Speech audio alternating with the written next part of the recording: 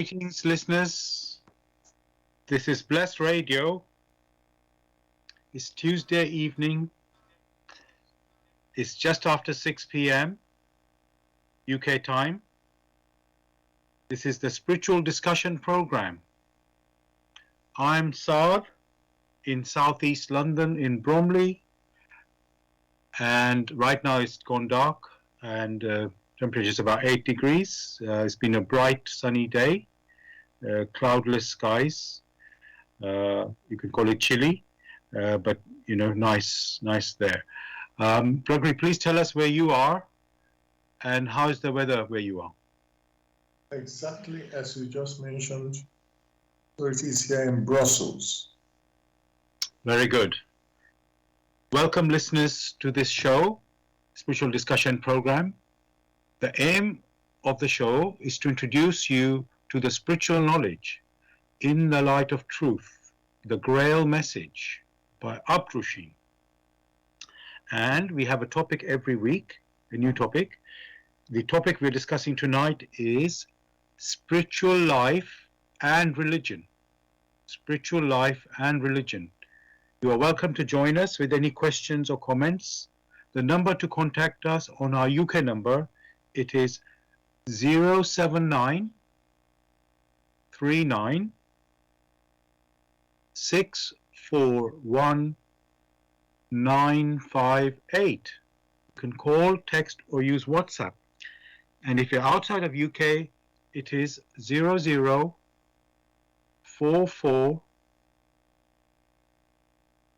79 39 641 958. Again, you can call, text or use WhatsApp. I'm going to begin with, what is the Grail Message? The Grail Message, in the Light of Truth, by Abdrusheen, is a spiritual knowledge of life. It offers an explanation of the world, a picture of creation on the basis of natural laws. Its lectures contain valuable basic elements as a help in life. For through the knowledge mediated, the reader is again brought closer to life and led back to God. The Grail Message deals with important fundamental questions of life by explaining in a clear and logical way the automatic working of the laws of nature, the whole weaving of creation, allowing every process to be recognized, and thereby the purpose of our whole life. It is directed at the individual and speaks to the innate experiences of the human being, their strengths and weaknesses.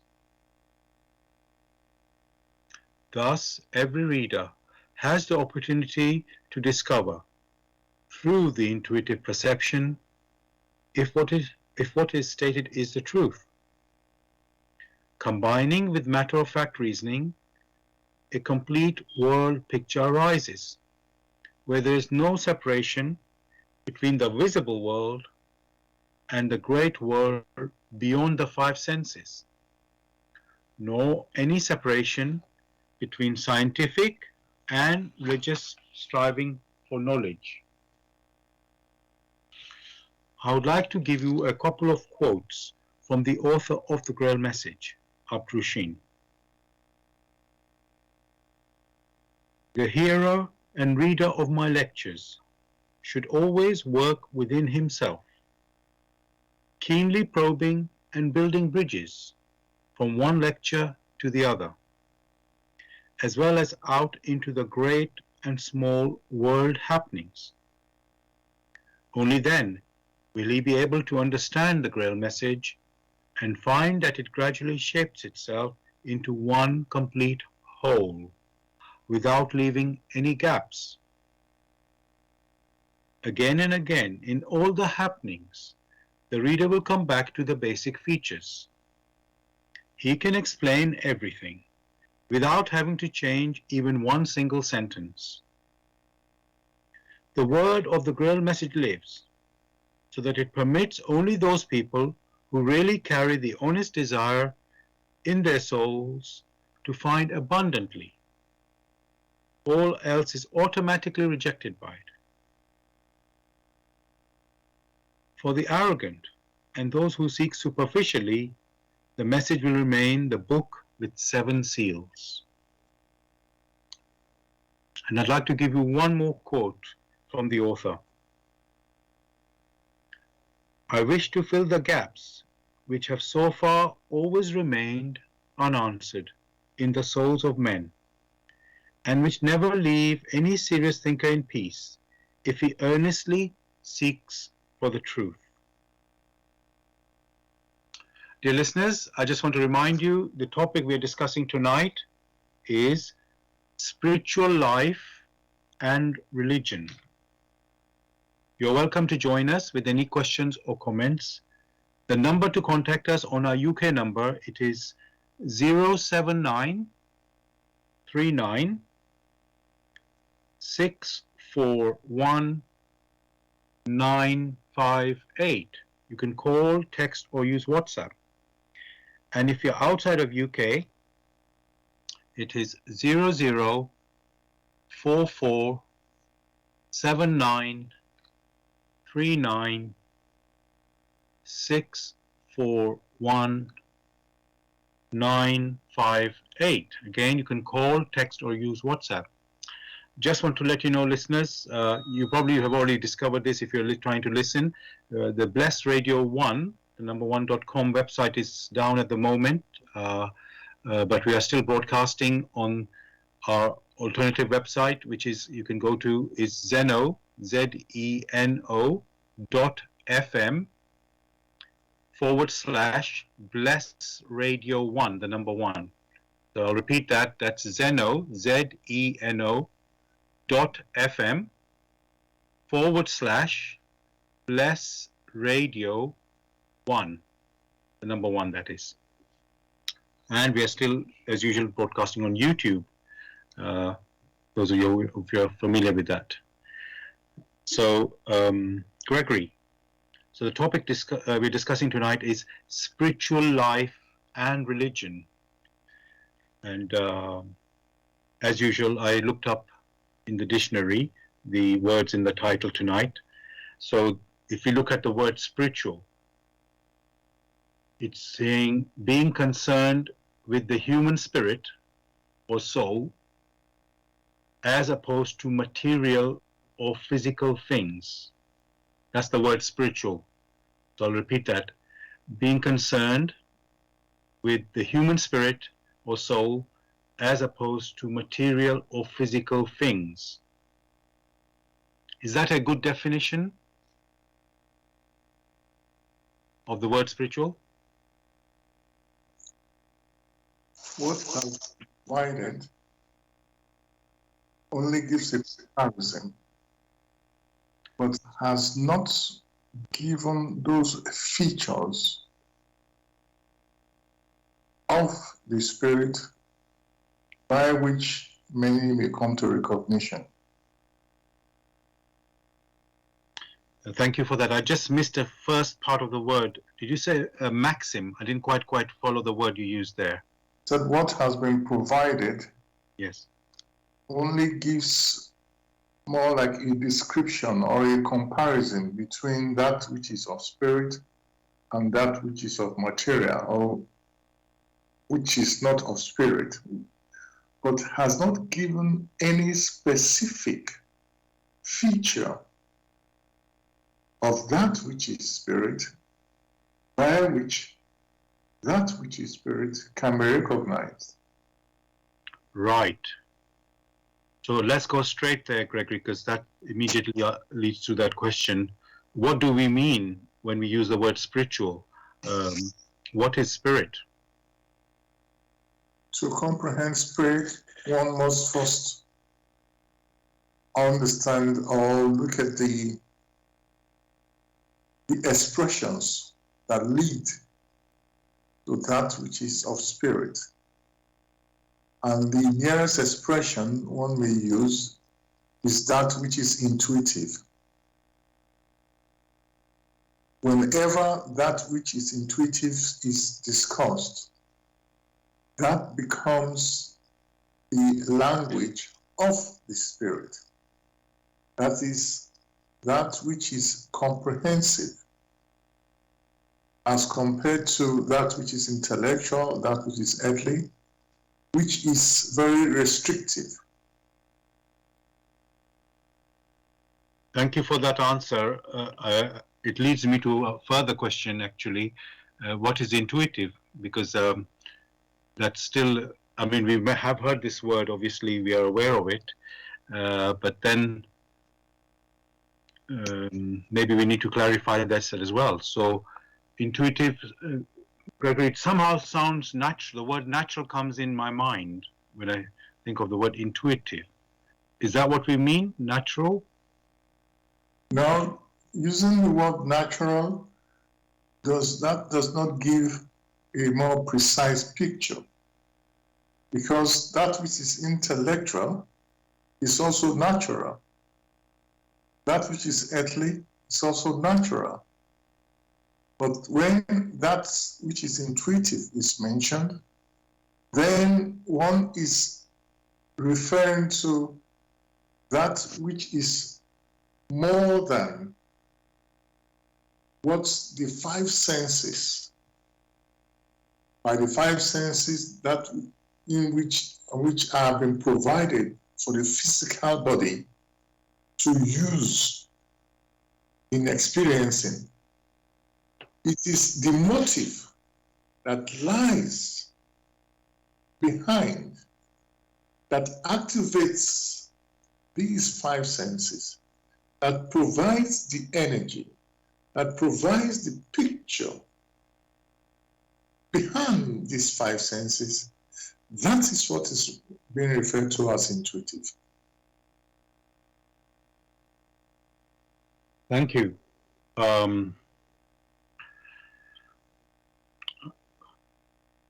But I was just thinking, Gregory, yes, we'll explore that further later on. I just want to go to the next word to differentiate, because our topic tonight is spiritual life and religion. And I think life is quite a clear-cut word. I won't look, I haven't actually even looked up that meaning for tonight's show. I think we can, we're talking about human life, I will say, Gregory. Okay, before I continue, Gregory, when we talk about spiritual life, do we refer to human by definition, or is it something else? Yeah, can it be something else? When the word spiritual life is mentioned, then it is the spiritual motion which the personality, or that which is beyond the capacity of the earthly senses to comprehend. That is what is referred to. The motions which accrue due to the activities of that which is beyond the earthly comprehension or the earthly abilities of the five senses.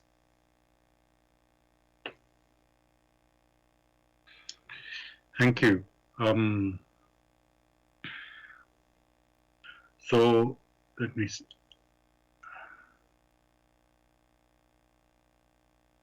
And Gregory, just to go a bit further, is spiritual life on the earth?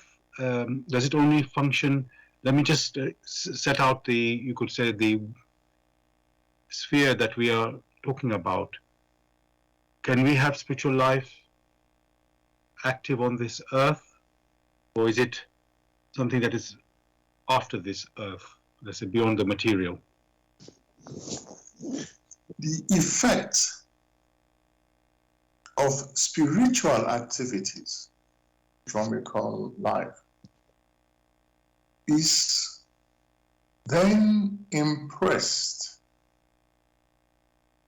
through the physical body or through the individual, and these effects manifest as earthly activities.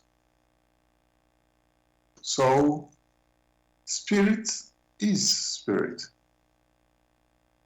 In its activities, in its motion, it has an effect on the bodies of man. And the last part of these bodies is the earthly body. So, when you find a personality, the inner core, that which activates, which is linked with the physical body, is of spirit.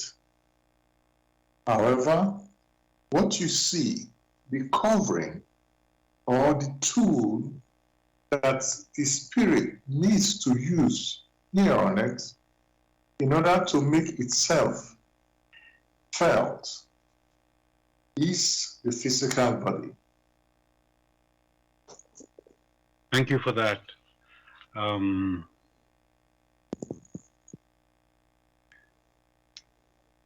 I'm going to move to the next word in the title, which is, so the title tonight, or topic rather, the topic we are discussing tonight, listeners, is spiritual life and religion.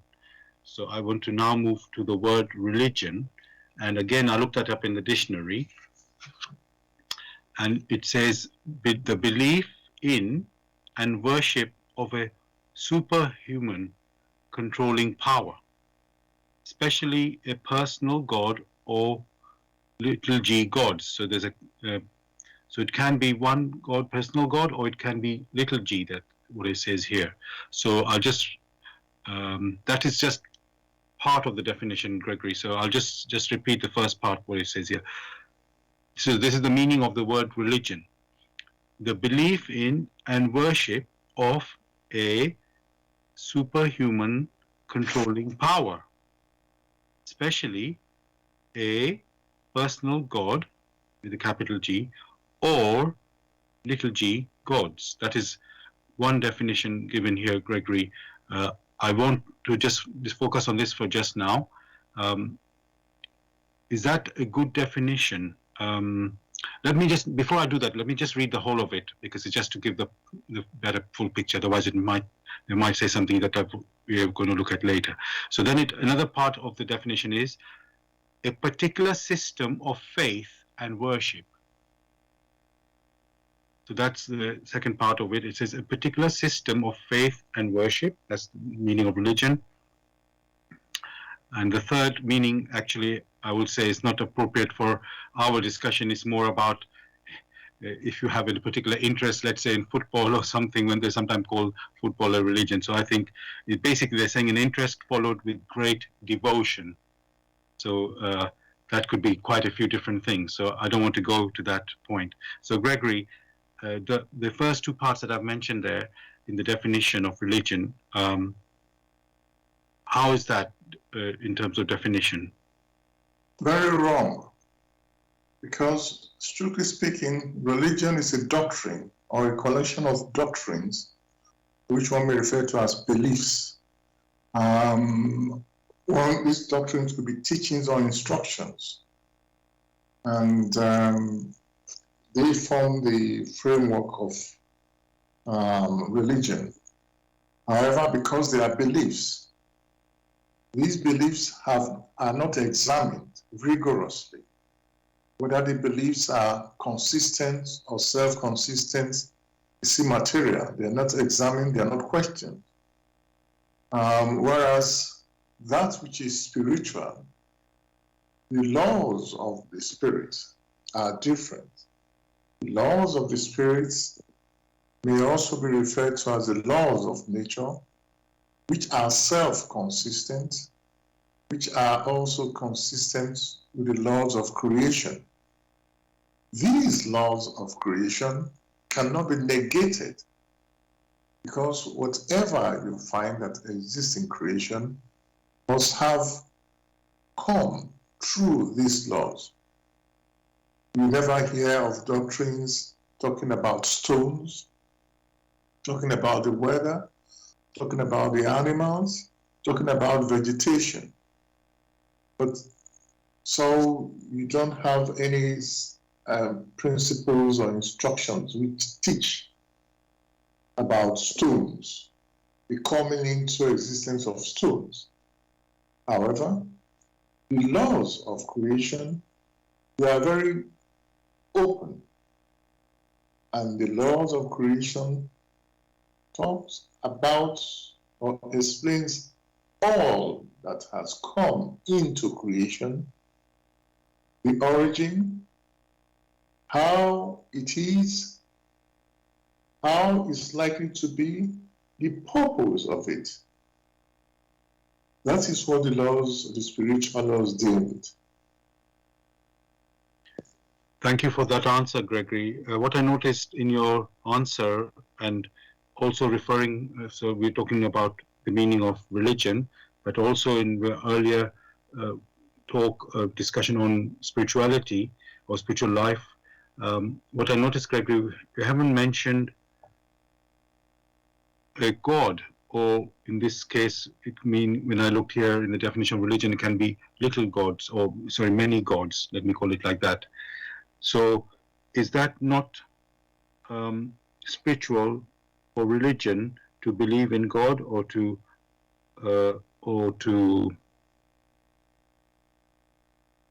accept accept God? So it seems as if that is outside of this sphere of spirituality and religion, and yet just want to confirm that.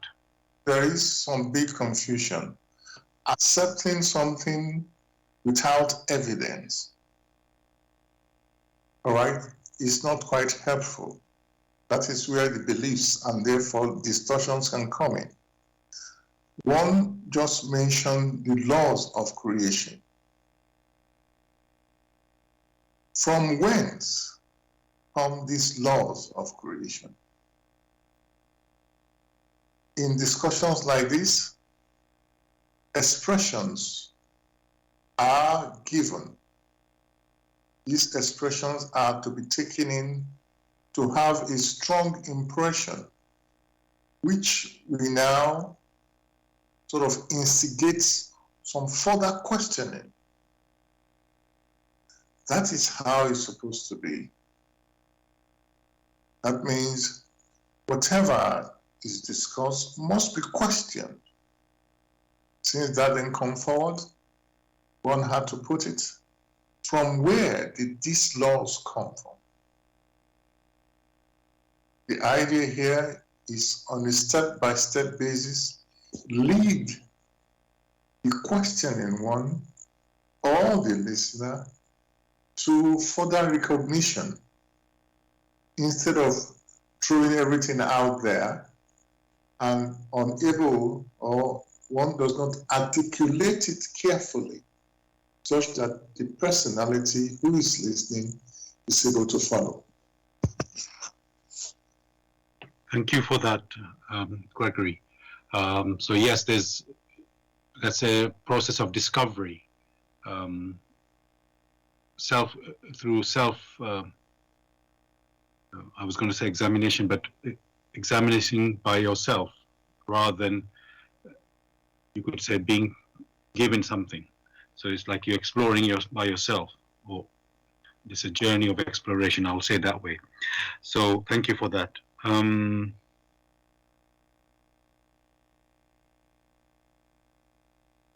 There's quite a difference, Gregory, I noted, between spirituality or spiritual life, let's call it spiritual life, and religion, because you said religion is a doctrine or belief, and while spirituality, you are, let's say, well, maybe not exploring isn't the right way, but you're sensing with your intuition, or you said with being intuitive. So, one is like adopting, like we say, belief, while the other one is a sensing. I'm wondering, Gregory, don't we need a bit of both? I don't want to say you need indoctrination, but you need some knowledge and you need to be also intuitive, because at the end of the day, it's like you need to know where to start, or you need to have some sort of the word is escaping me, like an area that you're working in, and if you are just, let's say, digging in the dark and only sensing, you won't really, let's say, be aware what it is you're looking at. So you need a bit of education. Maybe that's the word I'm looking for, Gregory. Some sort of idea of, yes. Don't go waste too much time on this. Whatever is given to the person must be examined. Otherwise, one could be given poison and one accepts it without personal examination. How would you know that which you have been given is of benefit or not of benefit if you do not use it or examine it to find out if it fits with one's intuition? So anything granted to you, make use of it and test it out. That is the purpose. Take, for instance, if you consider a child, you have your physical body. The most natural thing for a child is to use this physical body to run around, to breathe, and it grows strong. Only through the use of that which has been granted to the individual, only through that you have strength accruing to the individual. For if you are granted something and you do not make use of it, then you will not understand the benefits. And that is what you find with many of the doctrines. The doctrines are just given as a set of beliefs which are not examined. For if you are to examine them, then you can compare with other things through your own personal intuitions. Then, through personal judgment, you are able to make progress. So, for instance, if someone comes to you with a doctrine that you can be saved without making any effort, you can steal and destroy other people without making any atonement, deep within the individual, that individual will apply to himself. If somebody comes and destroys my house and tells me he doesn't care, and some other person comes and says, well, just accept it the way it is, deep within that individual, there will be a rebellion. And we say, this is not right. Therefore, there must be continuous examination of that which has been given. Thank you for that picture and answer, Gregory. It really helps us to see things clearly, more clearly. Dear listeners, you're listening to Blessed Radio. Today we are not able to broadcast on blessedradio1.com, which is our usual website, but that's where we normally can be heard. But you can listen to us on zeno.fm/blessedradio1. I'll spell that. That's ZENO.fm/blessradio and the number 1. And as usual, we are broadcasting on YouTube. Go to youtube.com and type in the search box Bless Radio 1, the number 1, space live stream. That's for the live show. You can also listen to the recording of this show the next day on YouTube. Go to youtube.com and type in the search box, Bless Radio 1, again the number 1, space, Grail Message, then space, the topic of the show, which tonight is spiritual life and religion. And if you are interested in knowing more about the Grail Message or want to get a copy of the Grail Message, you can go to this website, which is www.grailmessage.com. I'll spell that, www.grail, G-R-A-I-L, message, MESSAGE.com.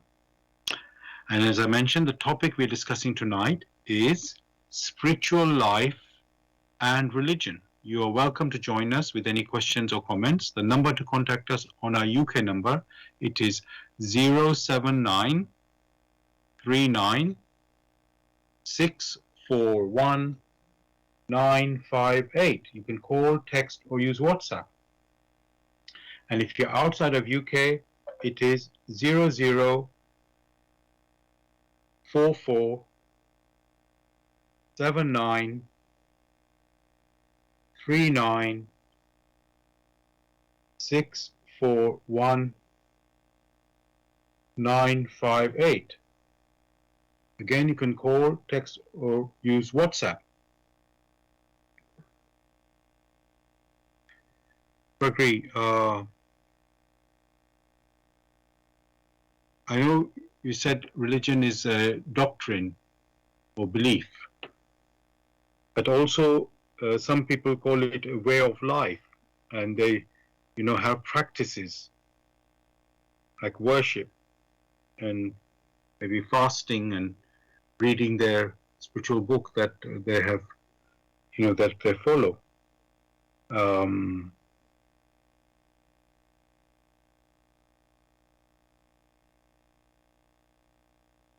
And I'm just wondering, when people are following a religion or doing those practices, is that helpful in their life? Does it move them forward spiritually? Because, let me ask that, yes. Do those practices help in moving them forward in their spiritual life? Spiritual activities further spirituality. However, when doctrines are mentioned, if these doctrines have no bearing, do not resonate with spiritual activity, then it comes to nothing. For instance, when spirituality is mentioned, it talks about that which touch the inner part of man. And it is the inner part of man that is the driving force. One thing you will notice, when one is eating, the intake of food and waste elimination, this is in accordance with the laws of creation. There is no doctrine that talks about the intake of food and waste elimination. When it comes to exercises, where you go from one place to the other and exercise the physical body, or you go and engage in some activities to strengthen the body, you do not have a set of books which says, oh, this is a doctrine that you must eat, because that is unnatural. Every person who is on earth that has the physical body knows that it requires nutrients through the intake of food, of water, and subsequently waste elimination. This is so natural that no one cares to talk about it. The same thing goes when you have to walk from one place to the other. This is natural. No doctrine about it.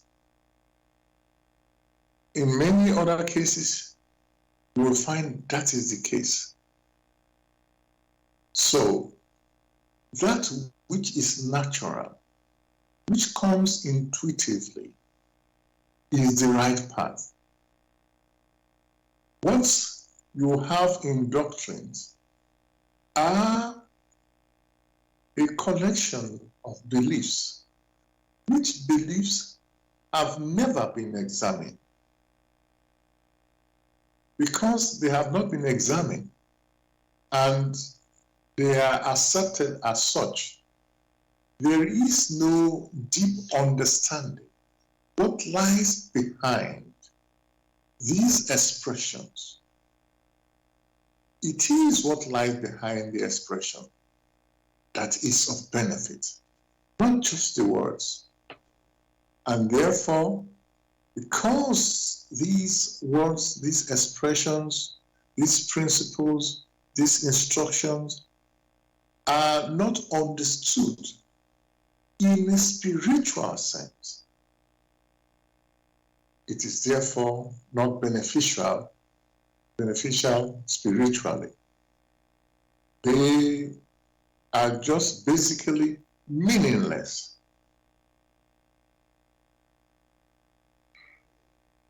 Thank you for the answer, Gregory. I'm just wondering, millions and millions of people follow religions in the world, and they're sort of doing it with good faith, you can say. And but from what you've been saying, it sounds that they're just like you could say just sheep or robot, just without really thinking what they're doing, and practicing things because somebody told them, or somehow they learned from parents or whatever, that this is the way how to live life. And with spirituality or spiritual life, it seems more like an individual approach. So I'm wondering, in one way, I'm even wondering what is the point of religion and why it has come about. I mean, are those things fake? Those teachers who brought these teachings? So many questions in my mind about what you're saying. So has there, Gregory, are these religions fake? That's what I will say now, is because they seem to be not very, how can I say, alive. The question you must ask yourself, one is not saying ask other people. The question each individual, one must ask themselves, how would you know something is fake when you yourself haven't examined it thoroughly? You haven't been striving to grasp the intuitive meaning of a teaching as has been stated in the past. What is seen with all these beliefs, with all the teachings, with the principles, these are expressions. Behind an expression is an impression. It is that impression that must, in all clarity and certainty, strike its homogeneous type. In this particular case, that impression must be the intuitive impression, for it cannot be otherwise. Only then, when it strikes it, does it resonate.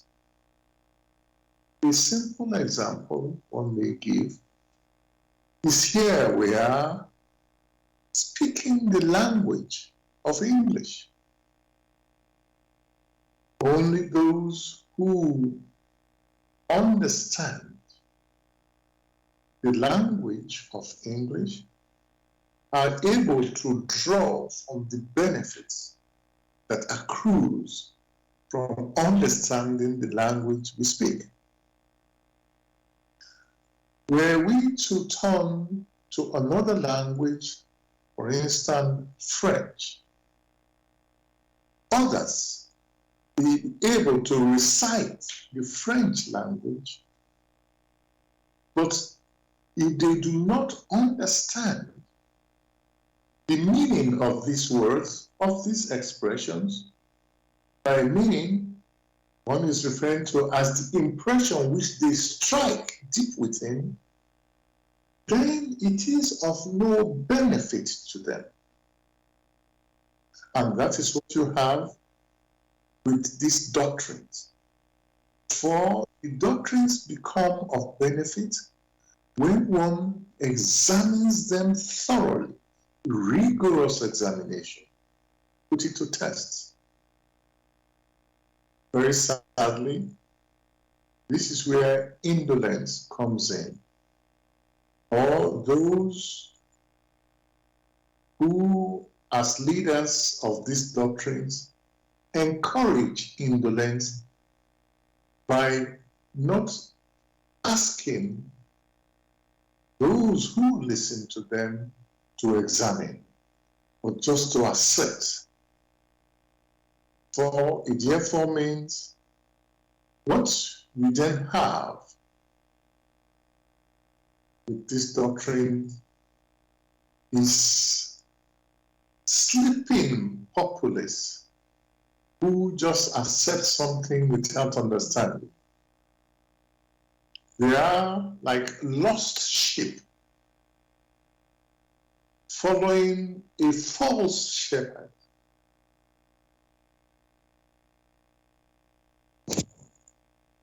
Thank you for that answer, Gregory. Now I just want to look at, there are many religious teachings out there, and yes, many have things in common, and others have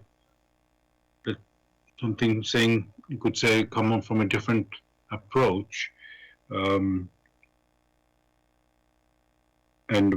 again, one does, you said examine, but when you have variations in them, you start wondering, okay, is this, and they all claim, Gregory, that they come from one God, or the true teaching, let's say, and then, but you know that there are differences when you look at them, and you're wondering,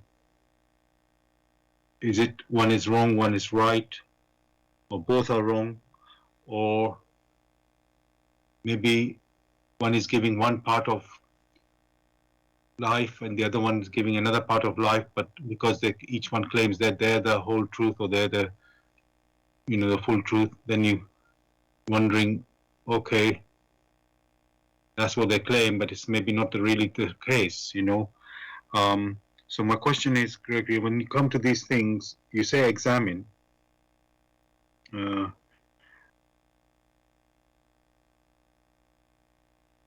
wondering, can you, when you're examining, Gregory, do you go within, how can I put it? Because of course we look at it whether it makes sense logically, But when you have, like, say, two different philosophies, both could be true, but the only thing is you can't really tell,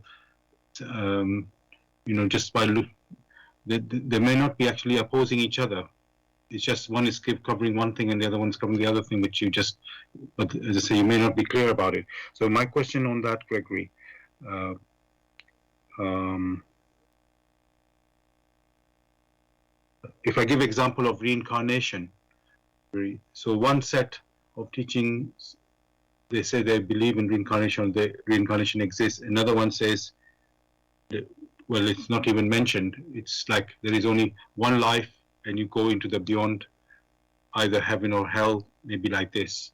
So when you have such that particular example, how can one use the intuition that you've said we are supposed to use to determine that which is right?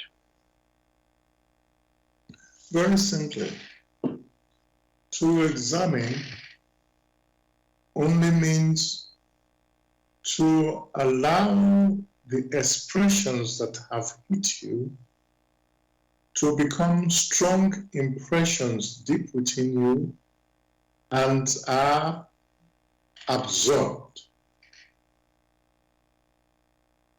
That is the first step. Subsequently, if you are a discerning person, the necessary experience which you need will be provided through the paths that you'll be led to follow. Then, the questions which assail you will be answered. You gave the example of reincarnation. And in most of the discussion, one has always stressed that some things are irrefutable. For instance, motion is a law in creation. Motion is a law in the world of matter. Be it vibrational motion or translational motion. This is all motion. With vibrational motion as an expression, the intuition which will strike the personality is that of reciprocal action. With that of reciprocal action, then the explanations of sowing and reaping becomes very clear. The explanation of reincarnation becomes very clear. Therefore, one first must make the effort to examine. If one does not absorb that which has struck it, to find out what lies behind it, then one may refer to that behavior as being indolent, not wanting to bother yourself. So whatever you come across, it is your task to understand. And to understand means you want to find what lies behind it. So also with the so-called philosophies. Motion is not a philosophy. That must be well hammered. For everyone experiences motion. Only through motion you have resonance. Everyone discussing, you can hear me. Only through resonance do we have music, do we have discussions. Else, that which is not of the same vibration you are unable to perceive. So as long as the human personality strives to understand more than its own present level, within the scheme of things, that personality will be directed, will be guided towards the paths through which it will come to better understanding. That then is improvement. That then is progress. If, however, you are told about reincarnation and you do not examine it, how do you then understand? For some will say, oh, there is reincarnation. You do not examine it, and they now go further and say you come back as a stone. Some will come back like as a plant. Some will say like an animal. Because you yourself have not examined further, you have to accept it. It means you are relying on the doctrines, on the beliefs of others, without personal examination. So it is important that whatever is passed on to you, the need is there to examine it, to understand what lies behind it. What lies behind it is the motive power. Once one comes to, from that state of cognition, that means of the models, of the forms, of the structural forms which one is able to vibrate with now. Once one starts from there, which is initial step, and goes further, through further inner examination, one now lands in a state of recognition. Again, that pattern, that cyclic pattern can be seen. Then that is progress. So the laws of nature, the laws of creation, or the divine laws, these are not philosophies, but facts. Thank you for your explanation and answer there, Gregory. When you were talking, I just thought of science, which is supposed to be based on evidence and facts and research. And I was wondering, can science help in examining this spiritual life and religious doctrines? I'm not quite sure this is really possible, but I just want to ask that. You must ask yourself what science does. And what it does is very transparent. Or for those who practice it honestly. Science observes the final effects. That means we look at the observable final effects. Collecting information, they build a model to explain how these things might have come into being, and then they try to predict.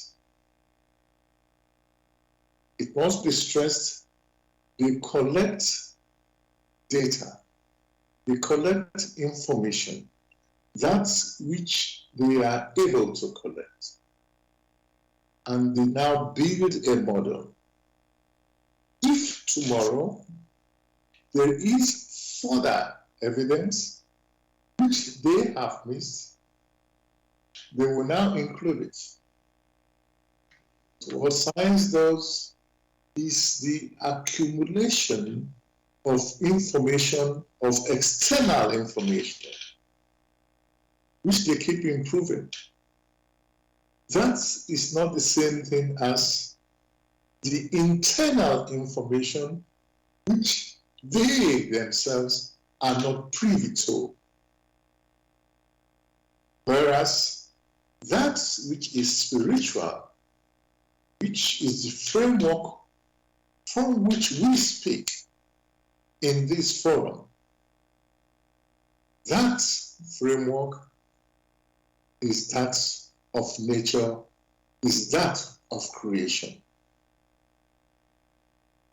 Therefore, science, following the models it has built, is unable to predict correctly that, in such a way, because it hasn't got the total view of what happens, but only has a partial after effect view.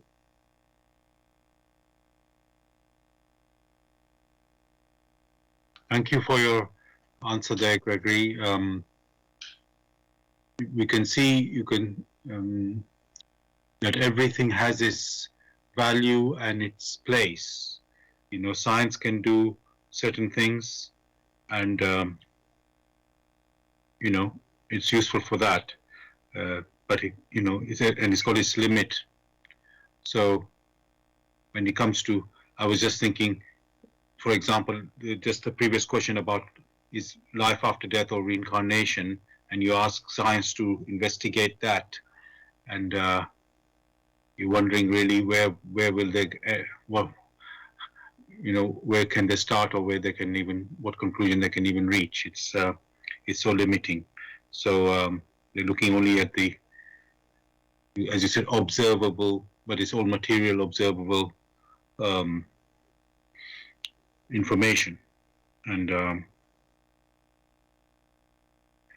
that might not, you could go either way. You might find something, and you might find, oh, it's just a coincidence. They cannot really show anything there. But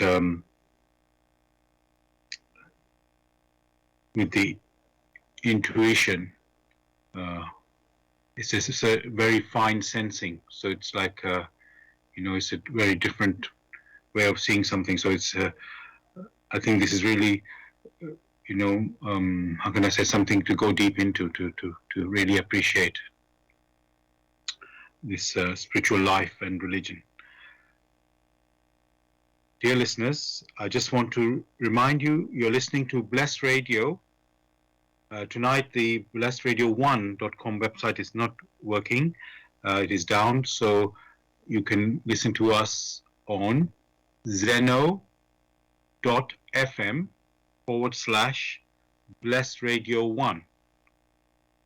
I'll spell that. It's Zeno, ZENO .fm/bless radio and the number 1.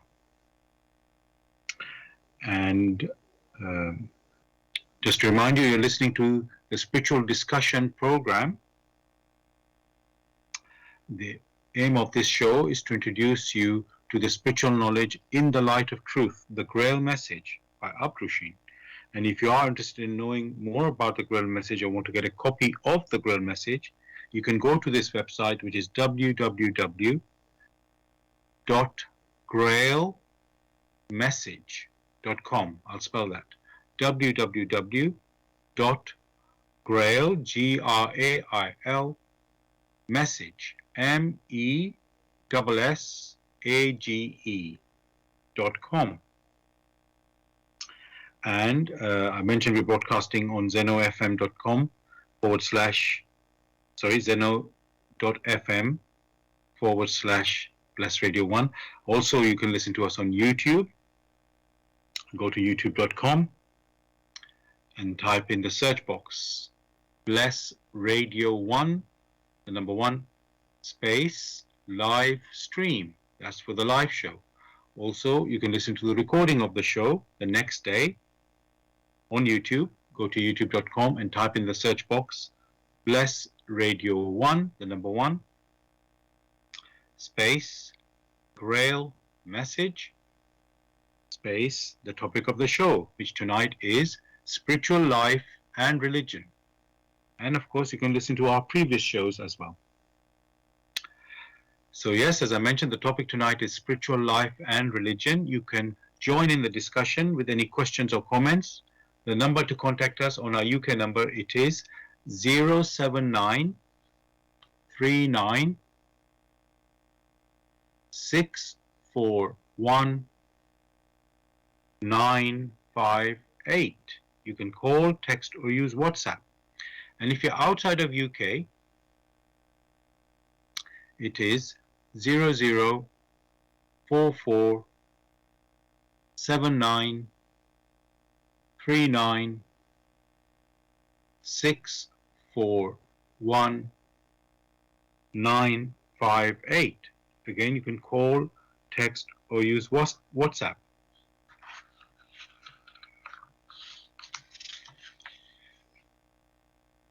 Gregory, we've talked about always examining whatever we come across. And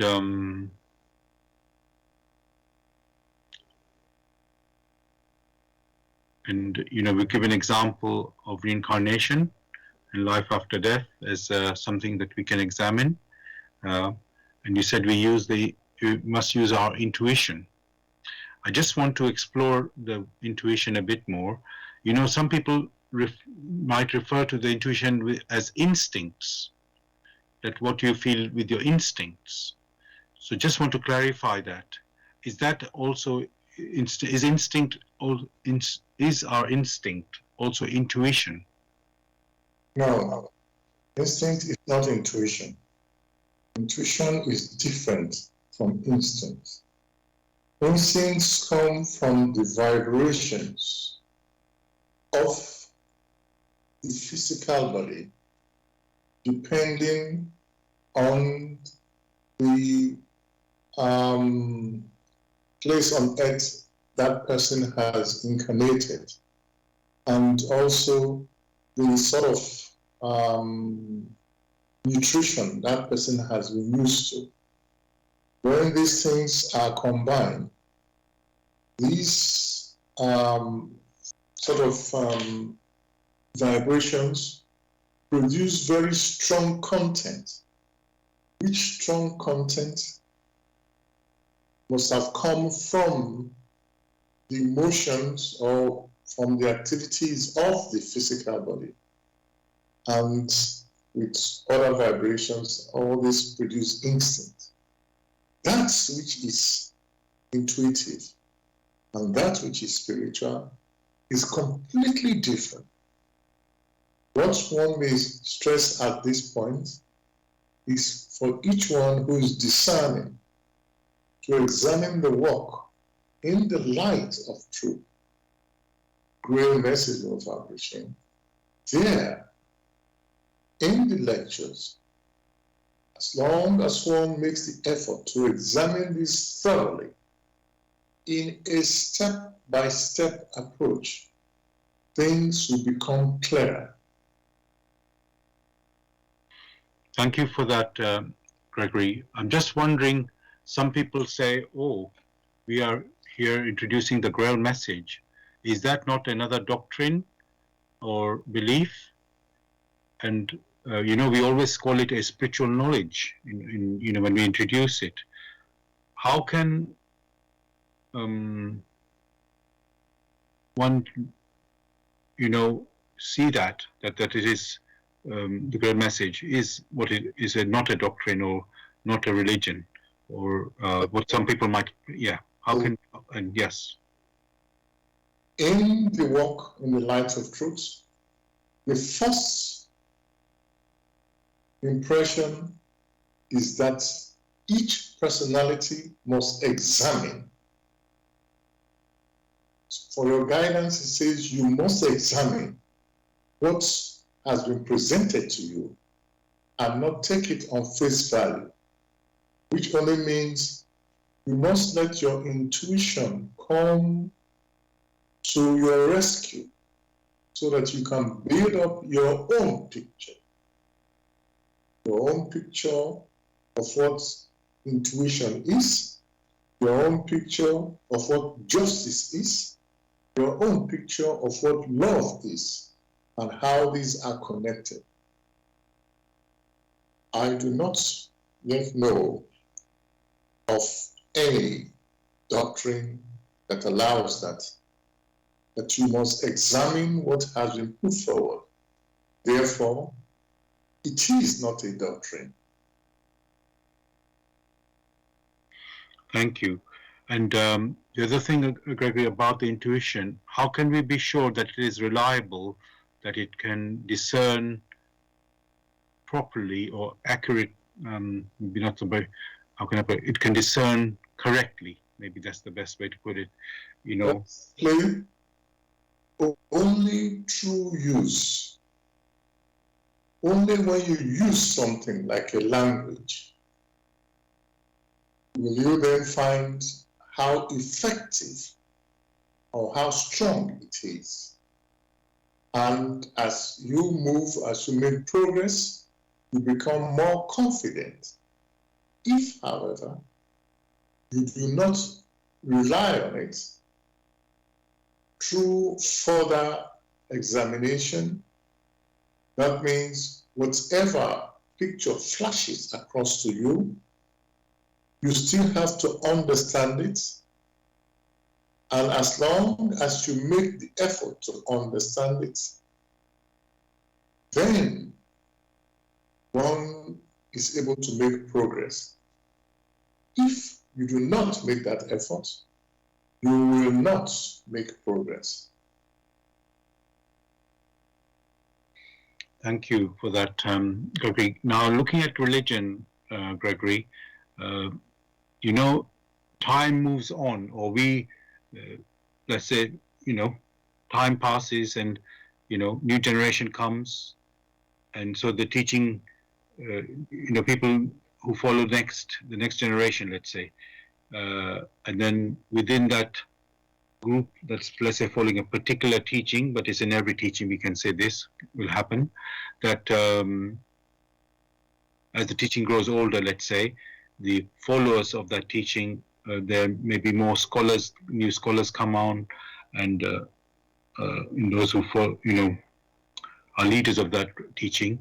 They might come up, let's say, Gregory, with some, I'll use the word improvements in quotes, or some changes to that teaching, just as like you could say, you know, how science develops, you know, with new inventions and so on.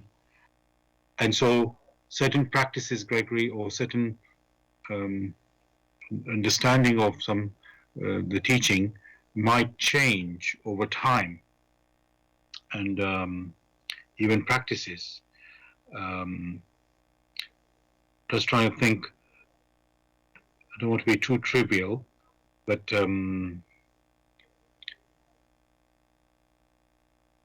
know, because where I'm going, Gregory, is many teachings say that, you know, this is the truth and this is how, you know, this should be followed, you know, and I'm just trying to think of a good example which we can discuss. So yeah, so should things change over time? That's what I'm saying, Gregory. You know, I'm going to give a yeah. If it is the truth, then the truth remains the same yesterday, today, or tomorrow. It means that which is truth does not change at all. It remains the same. Only others change to recognize the truth. So, if the truth has been proclaimed and people who then come along won't to distort it, then it's no more the truth. For that which is truth remains the same in its form. One key thing that has been mentioned is that motion is a law in creation. Motion is a law in life. That is a truth. Is there anywhere in nature where there is no motion? That's the next question one will ask. The same thing one would say that the law of reciprocity, which along the line one has stressed, one can also see in considering motion, albeit vibrational motion, is the same. Would one then negate that there is no vibrational motion, or there is no, to put it in a more intuitive form, there is no law of reciprocity, of reciprocal action, or the law of reciprocal action yesterday is no more reciprocal action because of today, or tomorrow it changes from reciprocal action to some other thing. That which is truth does not change, even in itself. It remains the same in its form. That is an attribute of the truth which no one, no individual can change. And therefore, it is best if they strive to understand it as it is. Thank you for that, Gregory. There was one thing I was trying to find an example.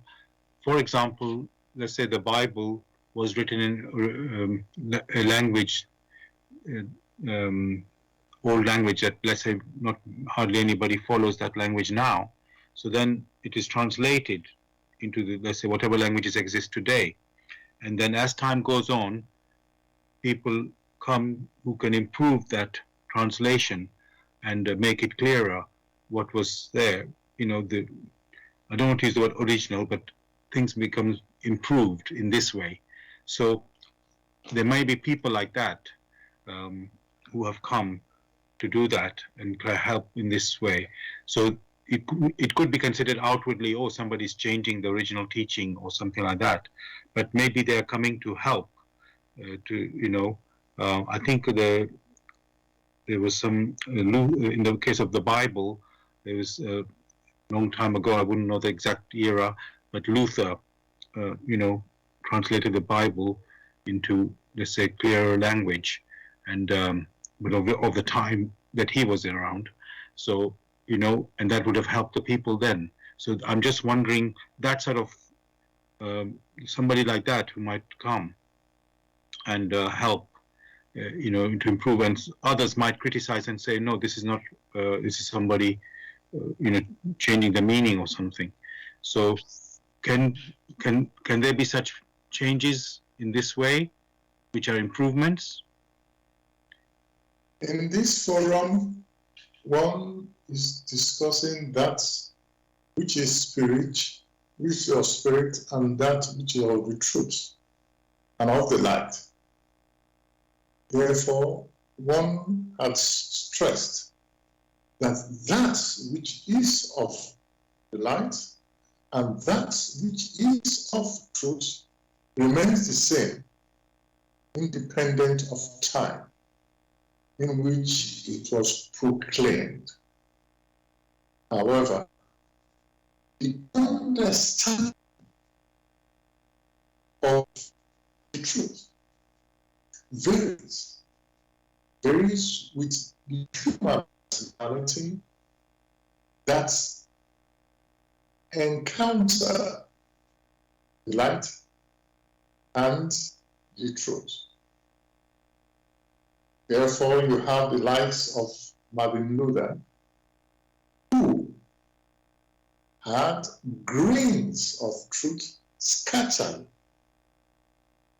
in these biblical ancient scriptural writings and many other writings.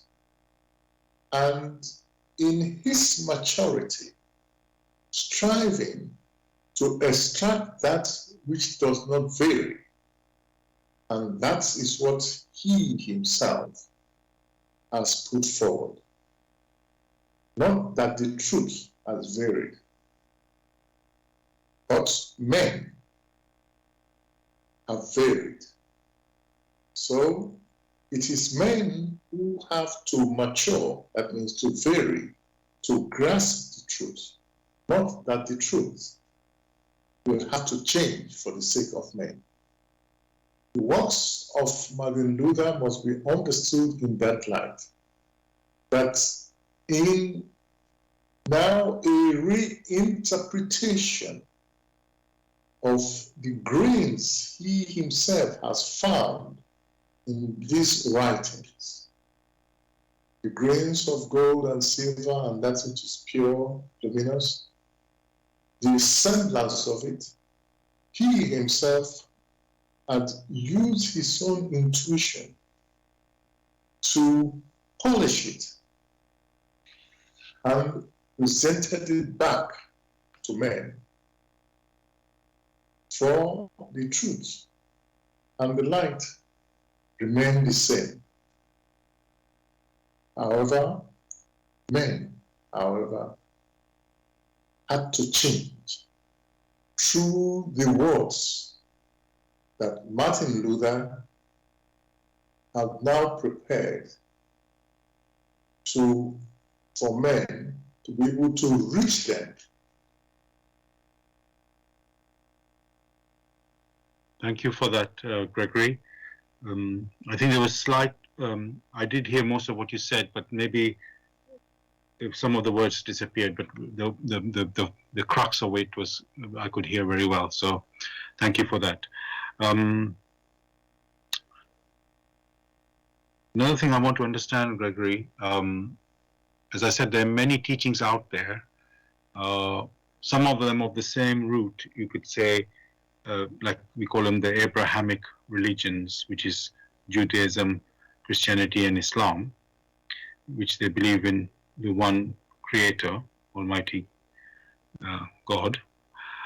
And then there's this other stream where they have polytheistic religions like Hinduism and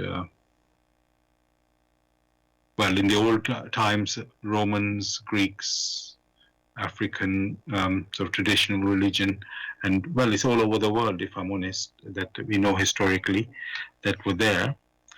And there seem to be two branches, two separate branches.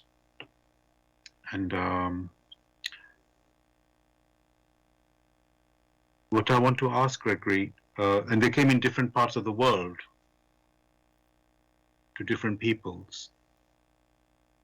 Is there something, Gregory, how do we understand that? Is it that each people are given different knowledge for their development or their understanding, and then others are given something else, what they need for their understanding?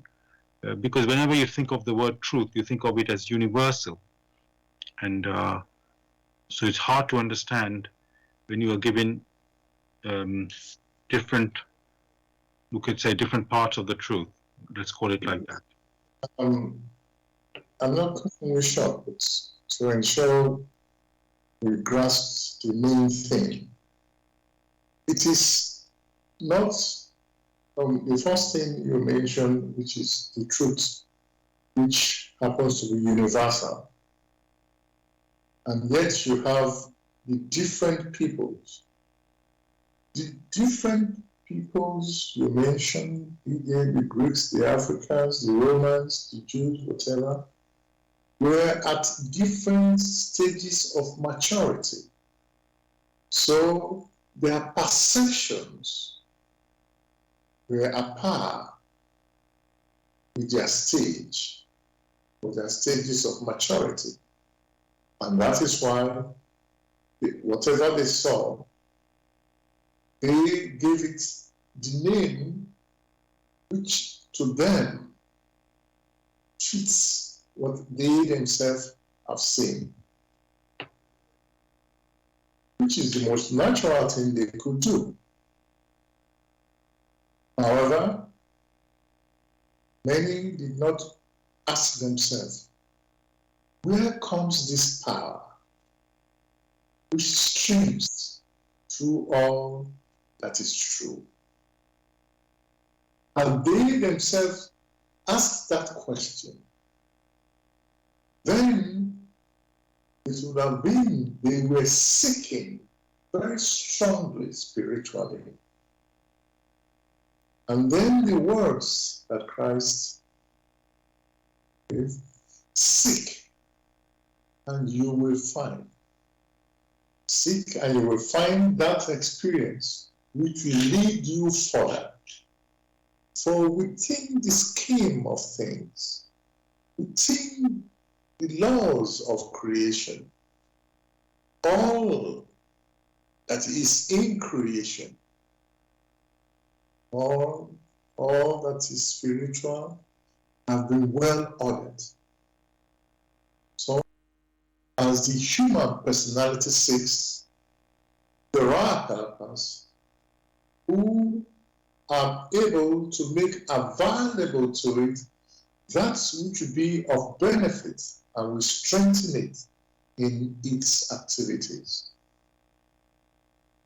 Therefore, those who are at a lower level of maturity are only able to grasp that which is very close to them, whereas others at a higher level of spiritual maturity are able to see much deeper.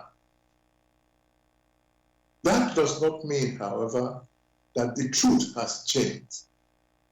What it does imply is that men have varied maturity and are maturing to have a better grasp of the truth. That power which streams universally, that power has always been one. For that power is tied to the truth. That power is tied to the light. Having the light, the truth, and the power, the Trinity came in.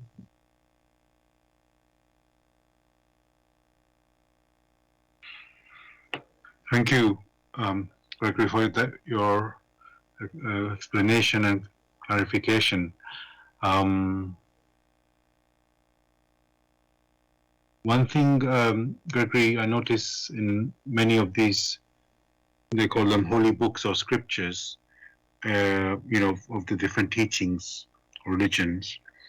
There are certain things, we call them, the aim is to be, what we can see from our discussion is to have a spiritual understanding. However, many things that are written in these books or scriptures is, you could say, earthly or rules of what, with laws or rules of, if you do this, that's the punishment, or or this is how you're supposed to practice something. And sometimes, and every religion or teaching has their own form of it. So my question is, and then sometimes, Gregory, what happens when you read these writings, it's not clear whether it is in that specific example or context, is it talking about like a material or an earthly happening or event, or it is something happening, you could say, in the heavens. It's not always clear cut which way it is, and people then interpret it the way they think, and and it's causing confusion. And then they say people can read it one way, so and another person reads it another way. And you've mentioned just now, Gregory, about level of maturity of the peoples. So what I want to ask there, should the focus when we read these writings, should we concern ourselves with the earthly material, so rules and regulations, or should we more focus on the, you could say, the heavenly, spiritual aspects? The language has always been a metaphor, and depending on the language spoken, they have different expressions for metaphor. In order to make things more understandable, nearer to the people, those who wrote this language had to use metaphors which are simple enough or which are nearer to the earthly manifestations. That only holds when you yourself, the reader, understands that language itself is more of a metaphor. Language being structured communication, at the same time, is the metaphor, which metaphor can be exaggerated. But the problem has always been, which one should we follow? Is this language a spiritual language, or is it an earthly language in which we follow the earthly rules? That question put before Christ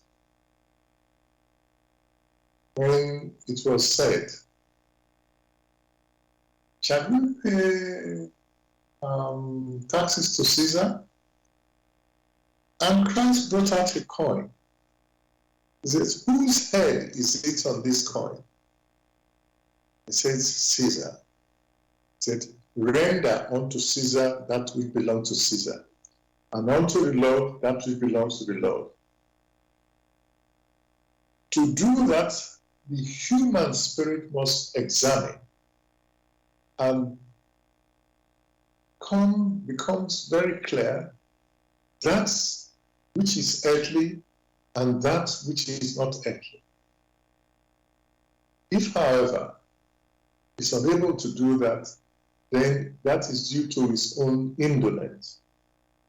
Take for instance, you do not expect to find heavy-duty lorries to be driven in heaven, but you are driven here on earth. And this or like railways or airplanes. So you do not expect to be rushing down to a counter to buy your ticket to travel from one place to the other. Here on earth, that is possible. So it is necessary. However, that which is spiritual, that is not the case. It is the task of man to know the difference. And this is only so because that which is spiritual comes with its own responsibilities.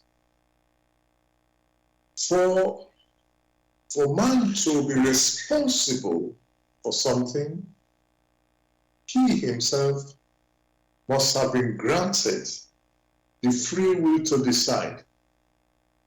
We do not expect that stones or vegetation have to be made to give an account, or that a dog or an ant has to be made to give an account, or animals have to be made to give an account, or the fly has to be made to give an account. That's never occurs to man. But that which is of spirit has the free will to decide to be or not to be. Question is how to be. That is the task of man. For how to be lies very clearly within the laws of creation through which he himself came into existence.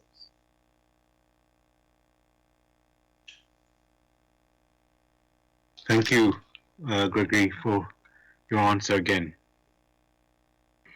Dear listeners, you're listening to Bless Radio. It's the Tuesday evening spiritual discussion program. The aim of the show is to introduce you to the spiritual knowledge in the light of truth, the Grail Message by Abrushi. If you are interested in knowing more about the Grail Message and want to get a copy of the Grail Message for yourself, you can go to this website, which is www.grailmessage.com. I'll spell that. www.grail, Grail, message, MESSAGE.com. And we're discussing the topic tonight. It's called Spiritual Life and Religion. So it's spiritual life and religion. You can join in the discussion with any questions or comments. You can contact us on our UK number, which is 07939 641 958. And if you're outside of UK, it is 0044 79 39 641 958. Again, you can call, text, or use WhatsApp. Apologies for the background noise. So hopefully you can hear me. And we are broadcasting on, not unfortunately on this website, blessradio1.com. It's down, but that's our normal website, blessradio1, the number 1.com. We actually, you can listen to us tonight on zeno.fm. That's ZENO.fm/Bless Radio 1, the number 1. And also you can listen to us on YouTube. Go to youtube.com and type in the search box, Bless Radio 1, again the number 1, space, live stream. That's for the live show. And you can listen to us, the recording of the show the next day on YouTube again. Go to youtube.com, type in the search box, Bless Radio 1, again the number 1, space, Grail Message, space, the topic of the show tonight is spiritual life and religion. And of course, you can listen to our previous shows. Gregory,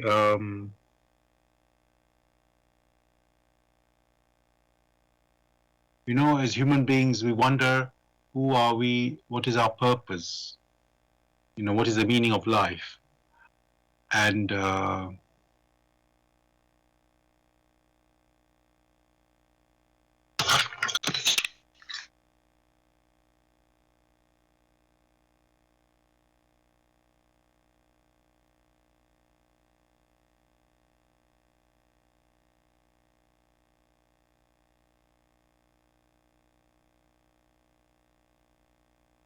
Hello?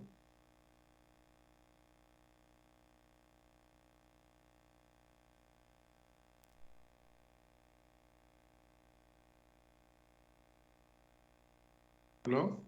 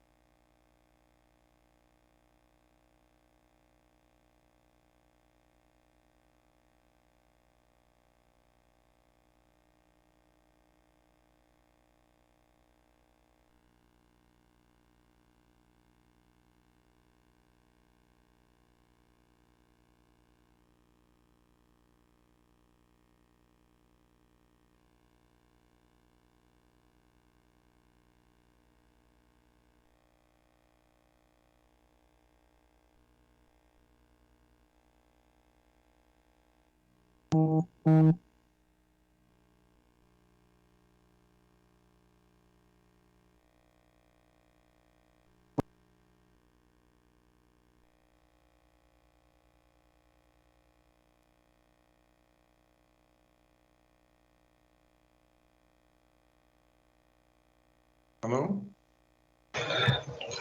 Hello, Gregory. Can you hear me? Yes, I can. Apologies. Somehow I got cut off, and I'm back now. I'm sorry for that. Something happened to my computer there, so apologies. Sorry for that silence. So, Gregory, what I was saying, slightly lost my track. So I'm just trying to get back. So,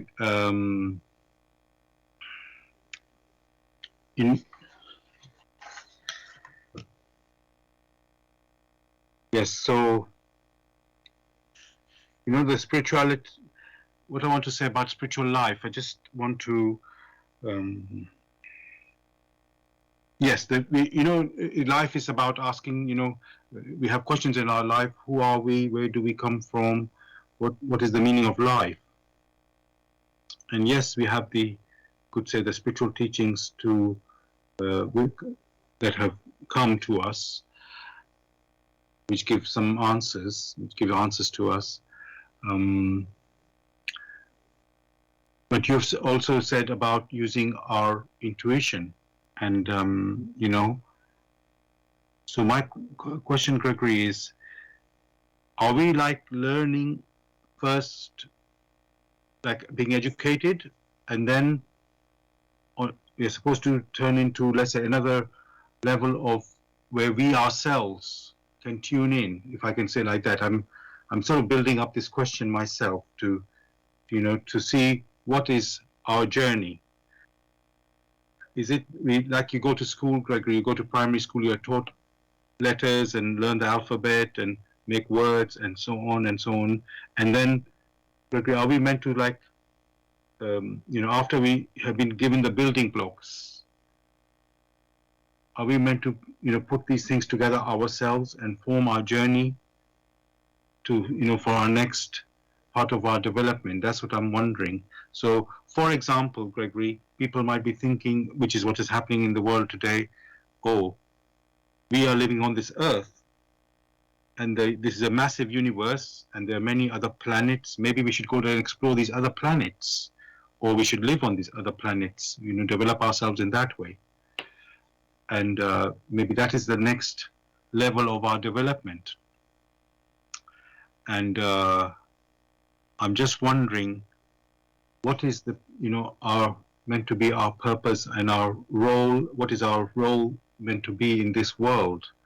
What are we meant to do? Yes, Gregory, as part of our development, you can say, because we're always developing. So what's our, you could say, maybe ultimate goal even? One must distinguish the development which you're talking about, or sometimes which is the mental development, as distinct from spiritual development. The first one, which has to do with development here on earth, which basically is based on earthly recognition, putting things together, reassembling things. These things are external. Also, there is the internal development, which is of spirit. And that is the basic reason of an incarnation. One must understand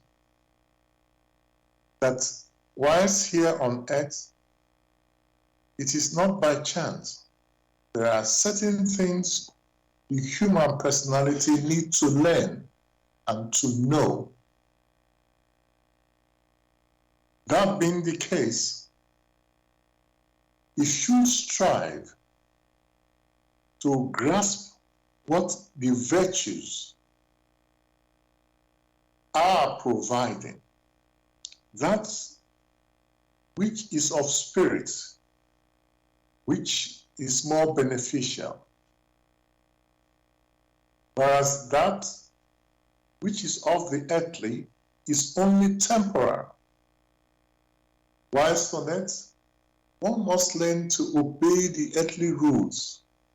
Traffic lights, and these are earthly rules. You don't expect to go where one has departed and has not got use of the physical body in driving a car or riding a bicycle to have traffic lights up there which says this is what you must do, this is the time you should pass. So again, there must be the separation of the temporal, the separation of that which is spiritual. For that which is temporal, of course, will come to an end, will perish. But that which is spiritual transcends that which is temporal. And therefore, that which is temporal, that which is spiritual, is of more importance. It is that one which has to be developed to a higher degree. The sort of development which is required for that which is spiritual, these become the virtues, the talents, which has been placed in man, which has to be cultivated. Those talents which talk of patience and perseverance. These are things which must be cultivated. So one can consider all the talents which have been placed in man to be cultivated, which is quite different from that which is temporal. So it is hoped that the human personality must, on the one hand, make use of what the earth has to offer, and the other hand, develop those virtues which have been hammered into it, which he himself or herself should allow to come to fruition. That is the purpose of an earth life. Thank you. And Gregory, we have free will, which we know, from our previous discussions as human beings. So is our through our actions and our wishes, our fate is formed, and our future direction is formed. When with this free will, I give the example, like some people are looking at, they're wondering what their purpose is or how they should develop next. And some of the such people have come up with the idea of going to other planets and, in this way, and thinking that is the future. And others are thinking, no, we should be on this planet and resources are here for us to live on this planet. And maybe others who are, in quotes, religious or spiritually minded, they know there's an afterlife. They're not, yes, when what they do in this life will form the future for them in their next life, let's say in the beyond, and even going towards heaven. So there's different views, you can say, or different thinking amongst humanity.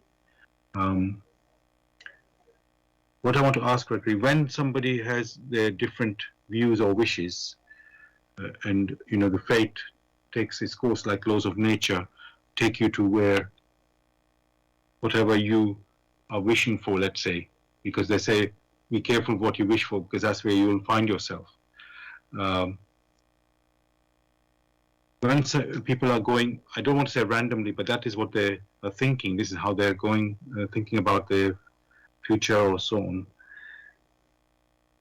Should that be through a guidance, or can they just be free to do however they wish to be? And so their fate will be, yes, should there be some guidance in that, or can they just do their own will? The question is guidance from where?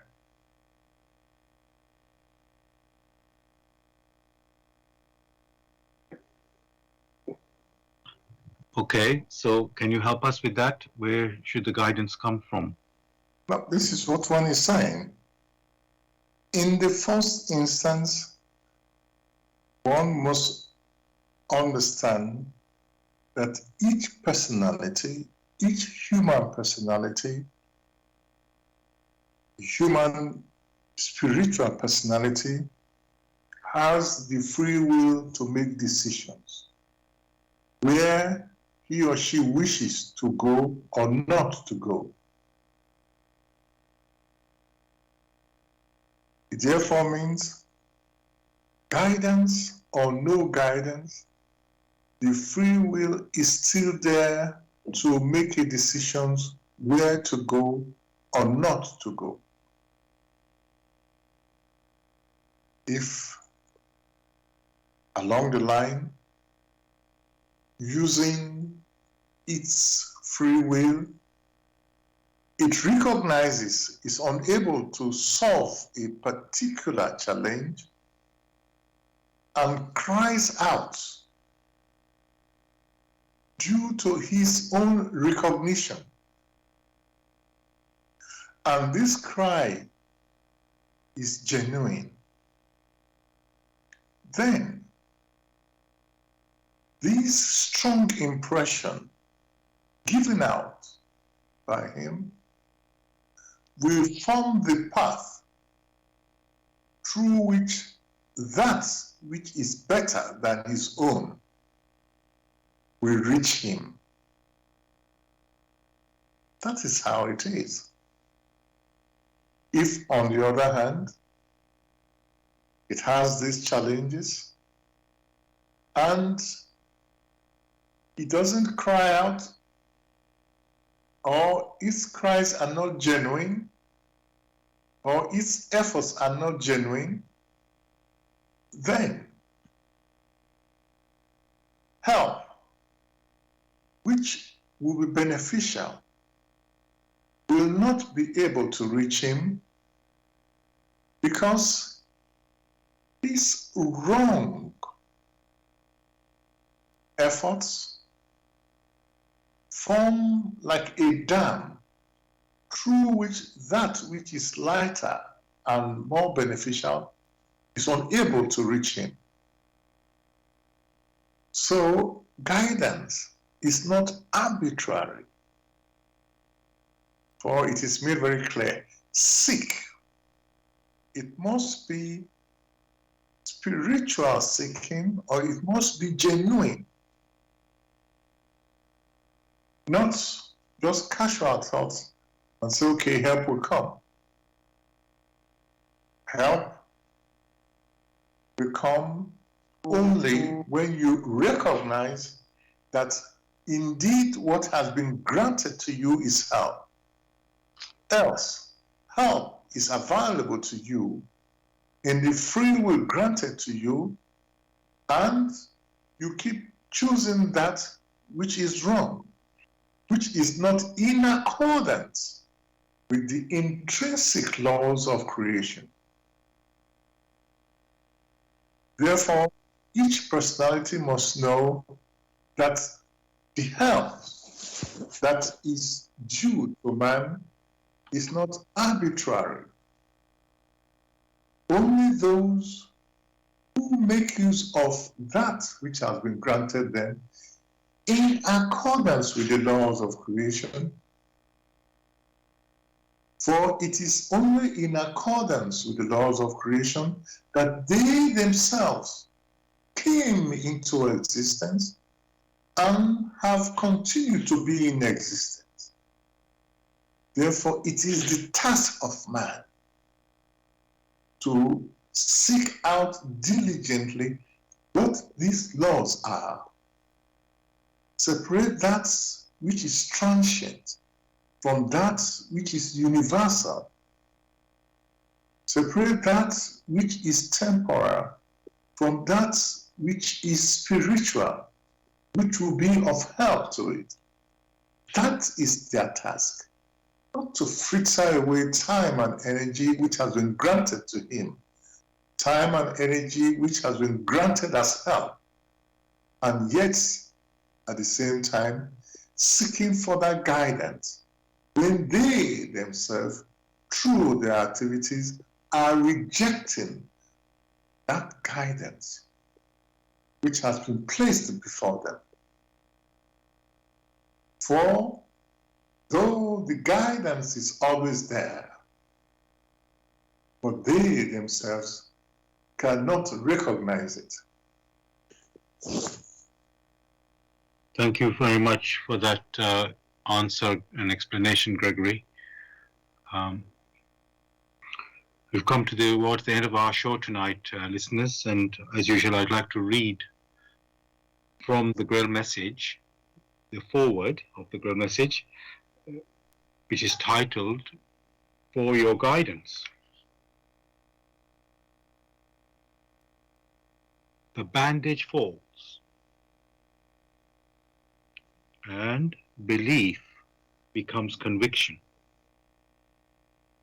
Liberation and redemption lie only in conviction.